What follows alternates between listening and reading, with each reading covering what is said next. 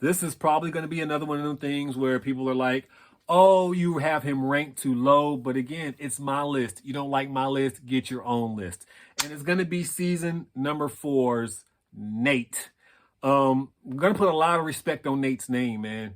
When I look at all of the participants of all time, if I ever had to compare myself to any other participant, it would probably be Nate. And the only reason I say that is because how Nate integrated himself so well in jail, man. Like he came across like he was just some other inmate just doing his time, trying to go home. And that is what it's about. Nate didn't go in there trying to be pod boss. He didn't go in there trying to be something that he wasn't. He didn't try to go in there and try to be in everybody's business. Nate just did his own thing and allowed everything come to himself. And that's what I tried to do because that's what jail is all about in real life. Like in reality, when you go to jail, just be yourself, man.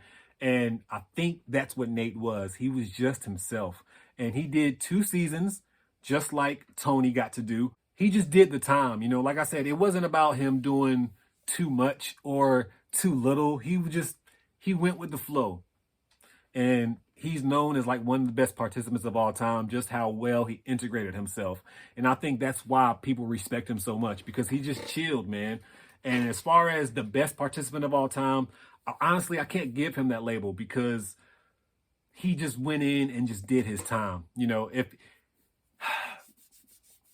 and I want to leave it alone at that because I don't believe in talking about, people when they're gone. And it's nothing negative that I want to say about them, because I don't know Nate. I don't know anything about him. I'm just literally just judging what I saw off the show. So Nate, he did amazing job for the show. He is another participant who I would probably put on the Mount Rushmore when I was talking about Mount Rushmores. So Nate is definitely one of the GOATs of the show. And